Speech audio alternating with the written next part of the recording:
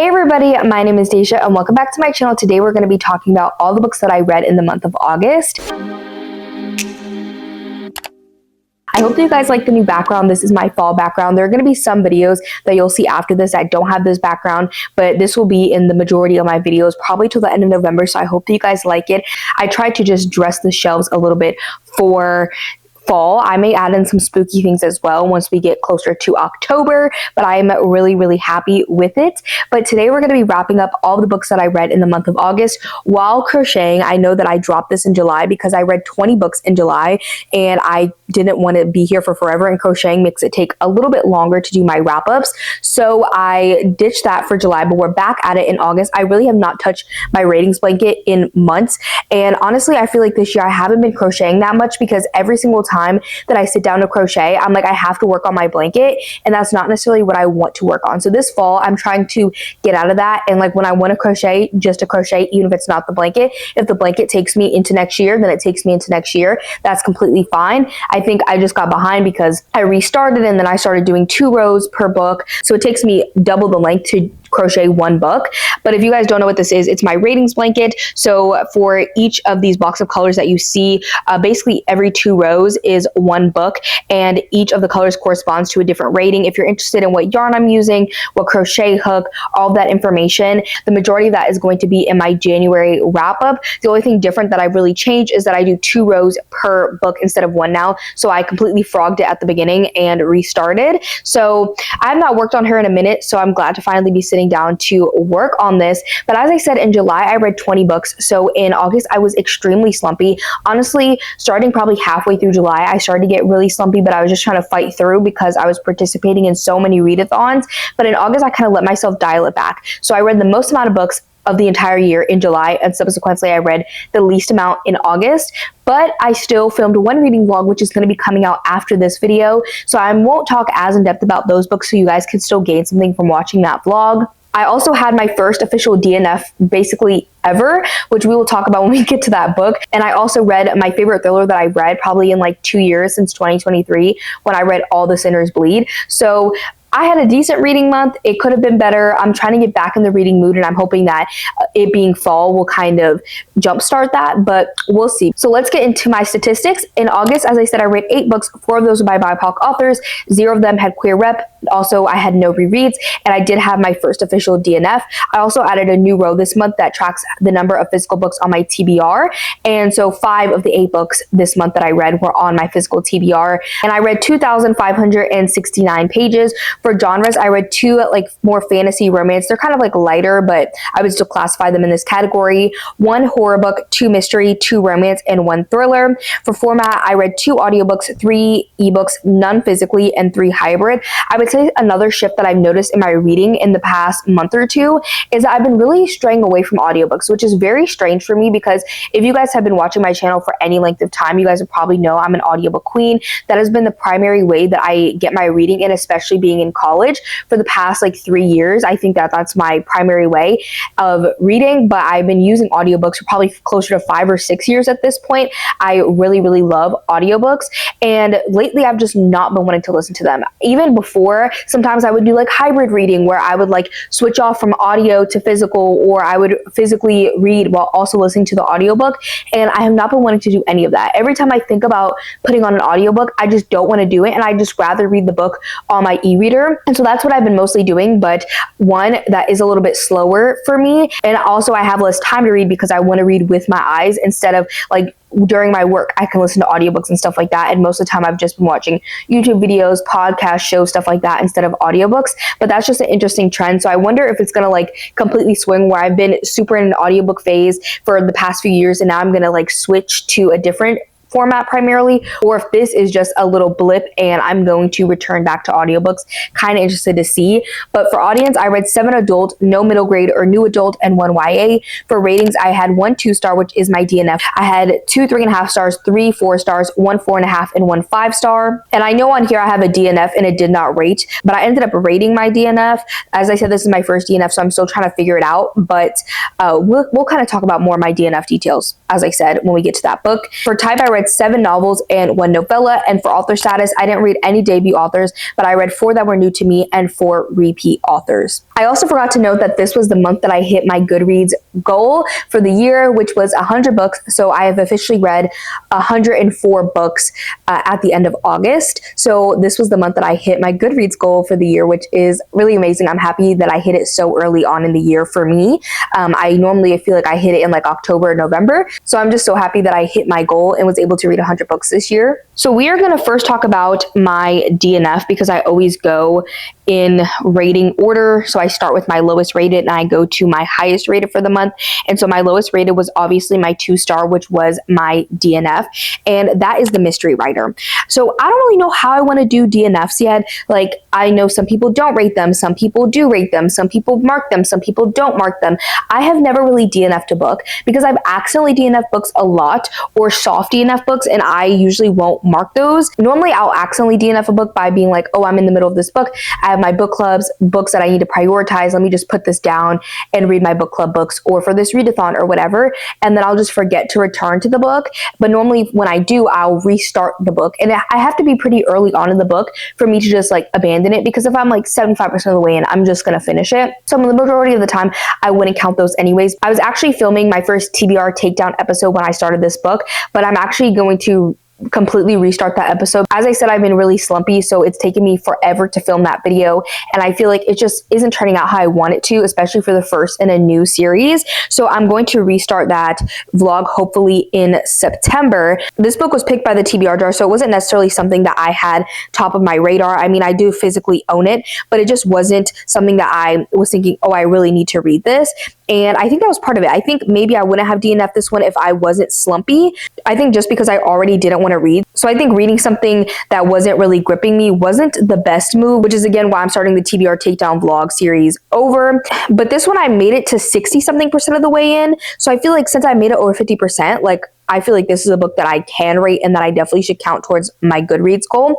And so this one is classified as a literary thriller. We're following this woman named Theo, and she is an aspiring lawyer, and she, I believe, is in Australia. I think the author is Australian. And so she packs her bags, basically abandons being a lawyer, and goes to America and shows up on her brother's doorstep and is like, hey, I'm trying to be a writer. Can I stay with you while I figure everything out?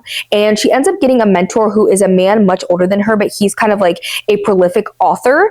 And so she is kind of taken under his wing, but they do have kind of a weird relationship. It's like one of those mentor-mentee relationships where it's like kind of romantic, kind of sexual, but inappropriate. Like it's weird.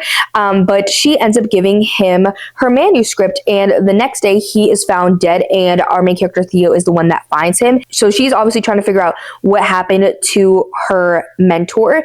And this one, honestly, in the very beginning, I was pretty hooked because it was reading fairly fast, but it just lost me. Like I had no interest or motivation to finish this book at all. Like I'm gonna have to lean back a little bit more to support my back while I'm crocheting.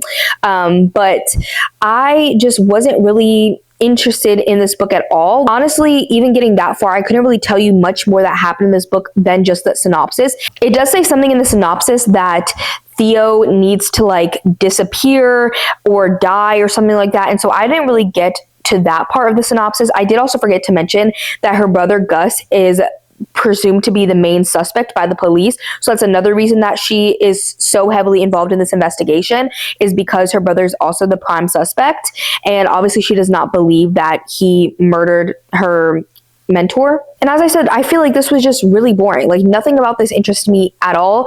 And when I looked at the ratings, like all of my friends rated this like 3 stars. Like nobody was jumping for joy. Nobody loved this one. And so I ended up just being like, you know what? I don't think this book is going to be worth it to finish it for me. I think I'll be completely fine with never finding out the end to the story. And you know what? Honestly, I am. I have not thought about this book again since reading it until now. So yeah, I just ended up DNFing her, and I will be unhauling her. This one is actually at my parents' house, but I will be unhauling her eventually whenever I get around to it, because as I said, it's not with me currently. But this was my first official DNF ever.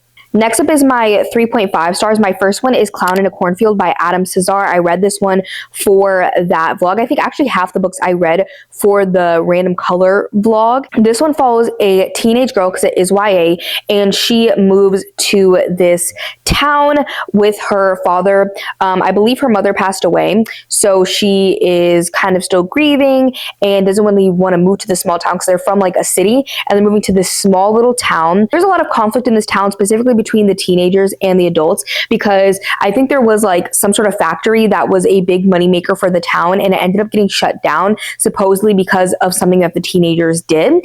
And so there is kind of this tension between the adults and the teenagers, and also kind of like tradition and progression. And then one day, the town's mascot, which is a clown, ends up going homicidal. There's not like one person that officially dresses up as the clown, but somebody ends up dressing up as the mascot and going homicidal. This one was a really fun slasher, and I had a good time with it. It was a fun read. It's not the best slasher that I've ever read, but it did feel like watching a teen slasher movie. And I did think some of the kills were a little bit gory for it being YA, like not in a bad way. Like I don't think this is inappropriate for young adult audiences, but it just kind of surprised me. I did really like the kills, and I thought they were good. I thought the slasher elements were handled well, and I was worried that this book was going to go in more of a paranormal supernatural direction, and it didn't. So I was really, really happy about that. But I just felt like the reason for why there is all this killing happening, the reason why all of this occurs, did not make any logical sense to me. It's so hard to talk about it without spoiling it because it is such a big thing, but it just didn't make any sense to me. Who the killer was, why they were killing, made zero sense to me. And so that's kind of why I draw back a little bit. And I don't think slashers need to make the most sense. They're supposed to be fun, they're supposed to be campy, but for some reason in this one, I think especially because it didn't lean into the paranormal, which I know that I said that I liked, but since it didn't lean that way, it felt even more unrealistic, because if it completely played into the camp of it and went like supernatural or paranormal, I would have been like, okay, like this kind of all aligns, but it was just so unrealistic that I was like, there's just no way logistically this would happen in real life. And I'm not even saying it needed to lean paranormal or supernatural where it's like a ghost is inhabiting the being of Friendo the clown. It's not like that, but I'm saying like, even like if we think Michael Myers from Halloween, he's like supernatural. Like you don't know what's up with him. Like he's just a killer on a rampage who cannot be killed. And I just feel like it made no sense. But I still had a really, really fun time, and I would consider continuing in the series. I think there's 3 books now, and I would consider continuing, but I don't think that it's top of my mind or anything that I'll be getting to super soon. My next 3.5 star was also read for that reading vlog, and that is The Ornithologist Field Guide to Love by India Holton. And I thought this was one that I was going to rate like 4 or 4.5 stars or even a 5 star. I didn't expect it to be this low because it was a little bit, not disappointing, but I think my slump really contributed to my enjoyment of this one, where like I enjoyed it, and objectively I think like, oh, this is a really fun story, but I don't think I could like really get into the camp and the fun of it all because I was so slumpy. But I did still enjoy this one a lot. So we are following Beth, and this one takes place in, I think, like Victorian England, and she is an ornithologist or a birder. Like she studies birds academically, and so they obviously have to like go hunt these birds down so they can capture them and study them. And so she is on the verge of capturing this bird with her mentor, and then this other professor swoops in and ends up stealing the bird right out from under them. And she's obviously gagged, and they are rivals, so she like kind of doesn't like him, but is also obviously kind of drawn to him, and he ends up thinking that she's like really pretty and smart and stuff like that, but they are again rivals at the end of the day. And there is a competition that started by like this ornithology society, and it is to be birder of the year, and they need to capture this endangered bird to be birder of the year. That's what the person needs to do. And let me preface this by saying like this is fantastical in the way that the birds are fantastical creatures, like they're not real birds, but this is definitely more like historical rom-com with some magical fantasy elements in it, which I did really, really like. Actually, I do like historical settings when mixed with other genres. So like when it's a romance, when it is a fantasy, when it is a horror. I don't normally read historical fiction that's not mixed with other genres, so I did enjoy this one in that regard. And so our main 2 characters end up having to team up, obviously, to try to individually become birder of the year, and they are actually also being set up by people at this society to basically cause like a stir. It's supposed to get attention, be like this romance love story coming out of this competition, and they don't know this, but the society is doing this to kind of draw up interest in ornithology so that people will like enroll in classes for ornithology and stuff like that. So that's another interesting element of this story. And this one was just really fun. It is definitely like rom-com, fun, camp. Like, it is such a fun read. But I think where it did lose me, and I don't think I would have given this one higher than a 4-star, or maybe a 4.5, but I don't think it would have been a 5-star for me because I think it's just lacking a little bit of depth. I can't have 5-star reads that don't have depth in them. I can have really fun 5 stars, but I don't know, like, they're just very few and far between. I do think the Rivals to Lovers didn't last as long as I wanted it to, though, because I feel like they didn't really see each other as rivals. Like, they immediately started working together, and they also had this immediate attraction to one another, and that wasn't my favorite. Like, I wanted them to have a little bit more disdain for each other in the beginning than they did. Like, think like Emily Wilde's Encyclopedia of Fairies. Like, they like each other, but at least on one person's part, it's like begrudging, you know? And I like that. In this one, it was just harder to get attached to their romance because there wasn't much depth to it. I think that is kind of what drew it back for me, honestly. I don't think it's like the fun element, but the romance itself didn't have as much depth or nuance as I personally like in my romances. But I did really also love the competition. I love a good competition, so that was really fun to read. And this one I would definitely continue on in the series. I know I said for Clown in a Cornfield I would consider it, but this one again is not one that I would pick up immediately, but I could definitely see myself picking up other books in the series in the future, especially because I know they are, you know, little standalones versus I don't know what Clown in the Cornfield is. Now we're going to be moving on to my 4 stars, and my first one was Painted All Red by S.T. Abbey. This is actually the last book in the Mindfuck series, which is a novella series. This is a very interesting kind of series. It's kind of like a thriller, romantic suspense. I would say I enjoy like the thriller elements a lot more than the romance elements. These ones are super fun. They kind of blew up a couple years ago. They're super short novellas, so they're fun to read, but they're not the best written thing ever, and I really don't care about the romance. Like, the main male character, Logan, I really don't like him. Like, I like the dynamic that they have because let me explain the book. So basically this series follows this woman, and we know from the beginning that she is a serial killer and she is killing these men that basically harmed her, but we don't really know what they did. You find that out over the course of the series, and she ends up meeting this guy thinking that he's really cute, wanting to like go on a date with him and stuff like that, and it turns out that she finds out that he is actually the FBI agent working on her case and trying to take her down as a serial killer. He obviously does not know this, but they end up dating and having a romance throughout this series. So it is like a serial killer, FBI agent romance series, but it has thriller elements because there is killing, there is serial killer elements, and we're finding out what happened to our main character, Lana, throughout the course of this series. And I think the romance for me is really lackluster. As I said, I like the idea and concept of like this taboo thing of like this serial killer dating her FBI agent or whatever, and I like the tensions that created, but I really don't like Logan as a whole, like in general, like as an entire character. I just don't like him. Period, end of sentence. But I really love Lana, and she goes through so much during the series and before the series, and so I really loved learning her story and how she took her revenge into her own hands, and she got vengeance and she got her lick back for what was done to her, and we really saw that come to fruition in this book. I think the first like 3 novellas are kind of like a lead up, and then the last 2 kind of really kick off with us fully finding out the details of what happened to Lana and her getting her true like vengeance. This one went very big. I just don't think that I can read it as high because I just don't like Logan. Like, I just don't like him at all, and I think that this is a solid like 3.5-star series. Like, that's what I would say. I think that if you read them back to back, which I did for a few of these, you would probably rate them higher because you're just kind of so enthralled. They're so readable. It's like Wattpad, where it's like candy, you're just eating it up. But then looking back, you're like, that was good, but like it wasn't 4.5, 5 stars, you know, and that's how I feel about the series. But I do still really like it, and I love the conclusion. I do like how it wrapped up, even though obviously Logan is going to be involved. It's a romance series. There's a happily ever after. Even though I didn't like that, I liked how it wrapped up in total. I really just loved Lana's story, and it is definitely a good for her story.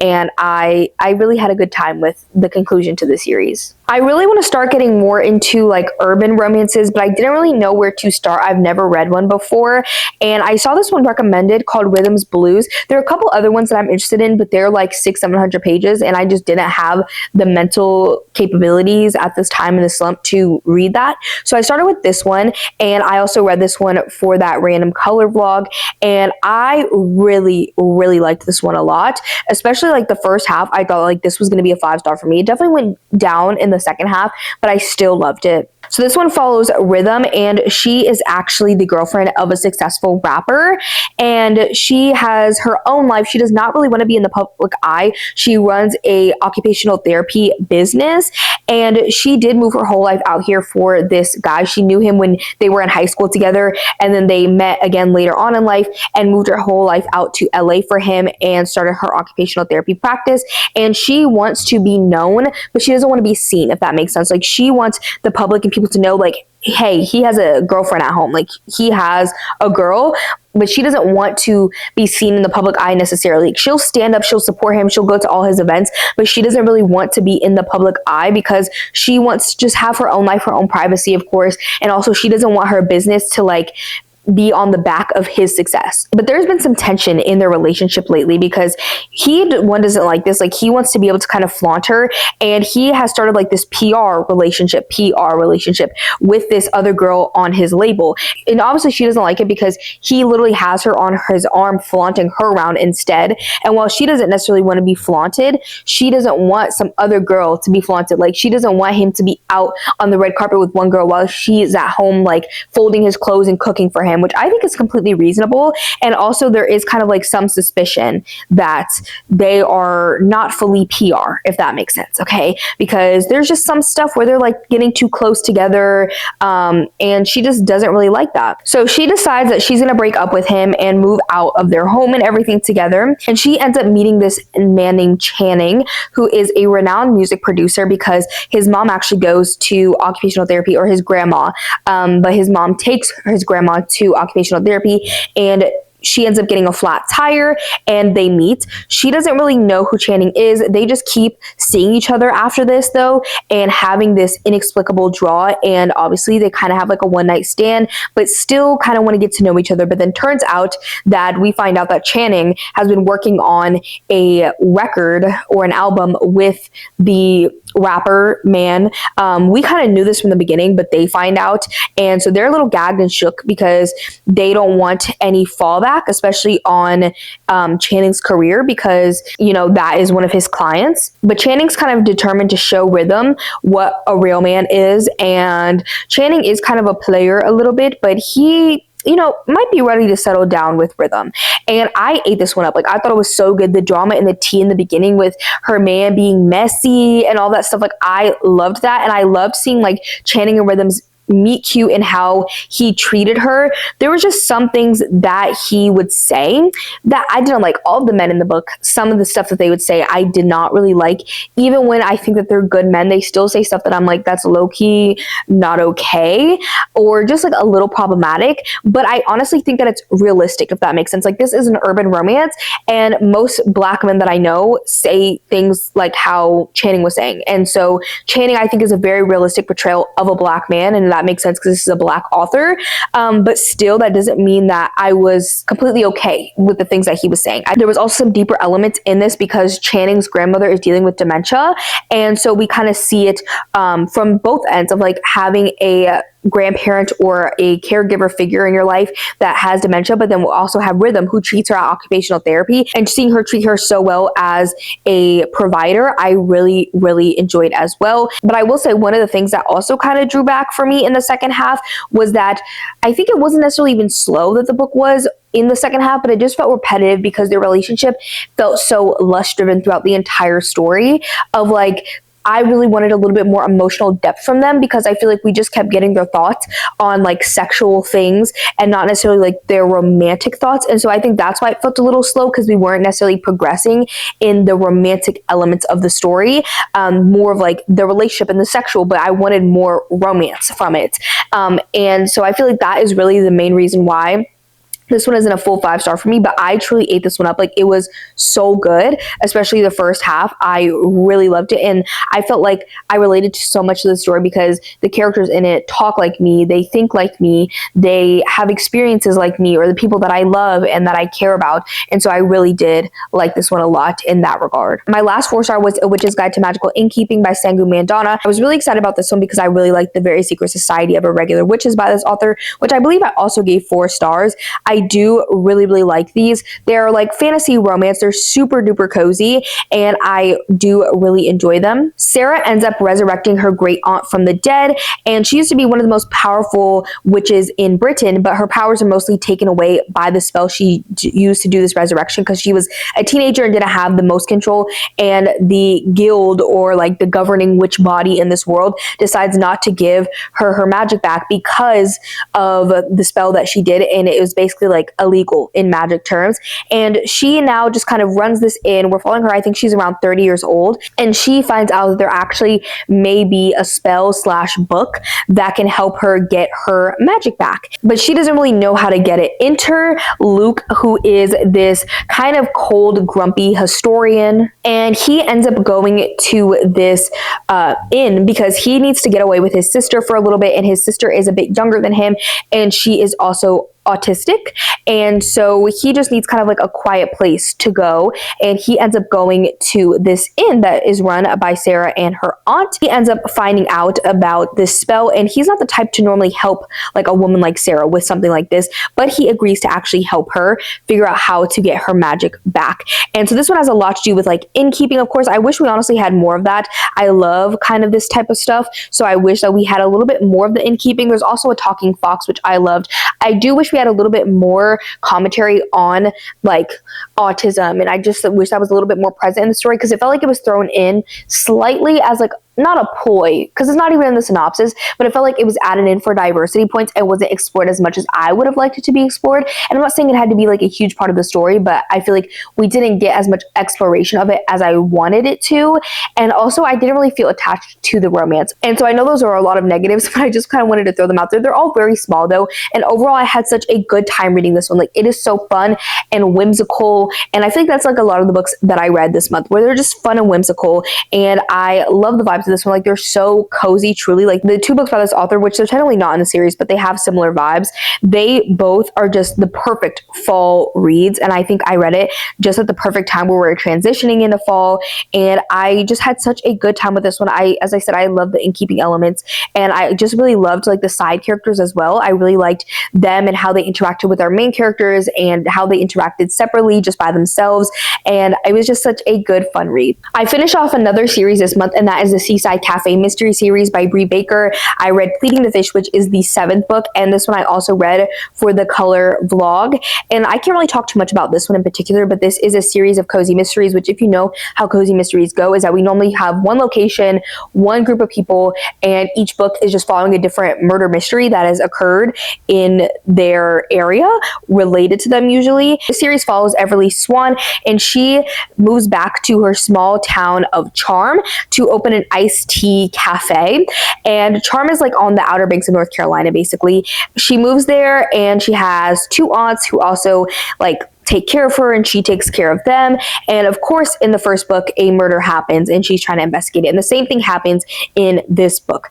I really like this series a lot. I really do like Everly, and she also has a romance throughout the series, which is kind of controversial for cozy mysteries, but I loved seeing that and how that wrapped up, because it truly was a slow burn over the course of all 7 books, and so I really liked seeing how that wrapped up, and I really love the side characters. It's just some of the things in this I don't necessarily like Everly is super big into like wanting to lose weight, and so that's not one of my favorite things. I don't think it's like super prevalent, but it's like enough where she'll be like, my watch dinged mind because it told me that I need to stand up and move a little bit. And I'm just like, okay, like I honestly didn't need to know that. But I did really love the conclusion of the series. Like I loved how everything wrapped up, and it wrapped up also perfectly. But honestly, I don't really remember much about the mystery. And that is like, I have fun with all these books and I have fun with cozy mystery series, but as the series goes on, they all start to blur together. And I cannot distinguish really one book's mystery from the next. Like I don't really remember them distinctly. I don't really remember the killers, none of that. Like I just remember having a good time. And that's how this book was. So I gave it 4.5 stars because I think it's really a 4-star read, but because I love this series so much and I loved how this book wrapped up and it is the finale, I ended up giving it 4.5 stars. I do highly recommend the series. I think it's a great cozy mystery series, but it just kind of has that cozy mystery trap where the books do get repetitive, so they become a little bit immemorable. Literally, we have one book left and my camera died. So that's really unfortunate. But we are moving on to my last book, which I'm so excited to talk about. And that is Next of Kin by Kia Abdullah, which I didn't vlog or anything. So this is like my only chance to really talk about it. But I loved this book. I read Take It Back by this author and I really liked it a lot. But this one honestly took the cake for me. From what I've read of her, she writes really complex, nuanced legal thrillers, but that still have a lot of dimension to them. And I know legal thrillers aren't everybody's favorite. I haven't read enough of them to be like, oh, like I really love this or I really don't like this, but I love hers. Okay, they're so good. And this one is more family drama. I feel like Take It Back is more related to like ethnic communities and your duty that you feel towards your community, and then also like sexual assault and everything like that, while this one is more focused on grief. And there are a couple things that I wish I could talk about, but I feel like it's kind of spoilery related to this book because it does go so deep. But this one is following this woman who is a high profile architect, and she kind of has her marriage on the rocks because they can't get pregnant. They've been trying to get pregnant for years, and she's kind of like at the end, you know, where it's like for women, there's a certain point that I feel like, I don't know, because I haven't got to that point, but I think all women have this certain point, especially if they haven't had kids, where they know their fertile window is starting to leave, like their clock is going. And I mean, that's something that medically people talk about. Now, don't get me wrong, people are having kids in their 30s and 40s and stuff like that, but there's a certain level of pressure and I guess stigma, and also just, you know, a lot of feelings that come with aging and getting older and knowing that your fertility is decreasing and you are trying to get pregnant and can't get pregnant, you know?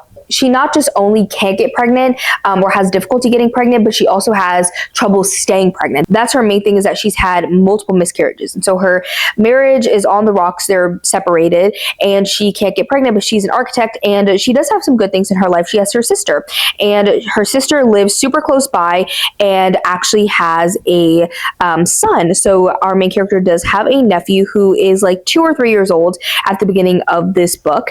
And our main character gets a call one morning and it from her brother-in-law, and it's like, hey, I'm really swamped with work. Do you think that you could take the child, her nephew, to daycare, which she's never done before? So she is like, yeah, like I could stop by because it is not on her way to work, but it only is like 5 minutes out the way, you know? So she agrees to pick him up and take him to daycare. When they put him into the car, he's sleeping and everything like that. And on her way to work, she gets a call from her partner because she owns this architect firm. And there are these missing blueprints / papers that they need for this really big, I don't know what it is, like a meeting with other people. And so they need this, and the only other copies are in her office. So she has to run to the office, and this kid, her nephew, is asleep, and she completely forgets about him in the car and leaves him in the car in the parking garage on the hottest day of the entire year on accident, and he ends up passing away. And so the whole first section of this book is mostly just that, of us like understanding the family relationships, the complex dynamics, and then this event happening, and then the aftermath of it, of being at the hospital, and the grief and the trauma that it comes for every single person that is involved in this. And then the second part of the story is the actual trial, which takes place months later, actually in the winter. So the beginning part is very much like hot summer weather, and then the second part is definitely winter. I feel like the seasons are described very heavily in this book. And so we're following the trial because the parents aren't pressing charges, but the state is claiming that she didn't mean to kill him. They're charging her with manslaughter, but that she basically had this big thing at work. She was like, okay, I'm going to pop into the office really quick while he stays in the car, open and unlock my office, give them the stuff, and then I'm going to come back down and take him to daycare. And then she accidentally forgot about him, but that she purposely left him in the car. And that is like their whole thing, because if she did, then she would get charged with manslaughter. And then the third part of this book is the aftermath of the trial. I just feel like in this one, the relationship dynamics, the family dynamics, all of it were so interesting. Like, it really kept me gripped and gagged for the entire like first two parts. I was just so interested in all the dynamics and the relationships, and obviously there's grief as well. And as I said, there's some deeper elements with like the miscarriages and the infertility, but then there's also some other deeper things that I feel like even her sister and her brother-in-law are going through that I can't necessarily talk about. That's beyond grief. It has more depth and nuance to it. And there's a plot twist that you find out in like I think the end of the first part that really kept me gagged. And then the third part, it's like twist, twist, twist, twist, twist, twist. And I feel like I was on the edge of my seat. Even though this is not like an action-packed thriller or anything like that, I still felt like my heart was pounding. I was on the edge of my seat, and the family dynamics and just like the nuance and the complex issues that were addressed in the story. And then the twist, it just had everything that I look for in a thriller. And I absolutely loved and adored it. It was so, so, so good. And I cannot recommend it enough. If you are in a thriller drought like me, where you cannot find a good thriller, please pick up this one or take it back by this author, because they're both so good. They're both so phenomenal. And you got to read them, guys. You have to read them. So those are all the books that I read in August. I made a little bit of progress on my blanket. I have done, I think, like 3 rows total. So not too much, but it's hard to like talk and crochet at the same time. But I hope that you guys enjoyed this video. Let me know down below what y'all's favorite book of August was, or a couple favorites if you read a lot. I would love to know and add them to my TBR. My favorite book, as I said, was Next of Kin. Y'all need to pick it up. But while you're down there, you guys can actually leave me the falling leaves emoji to let me know that you made it to the end. And I will see y'all next one. Bye, everybody.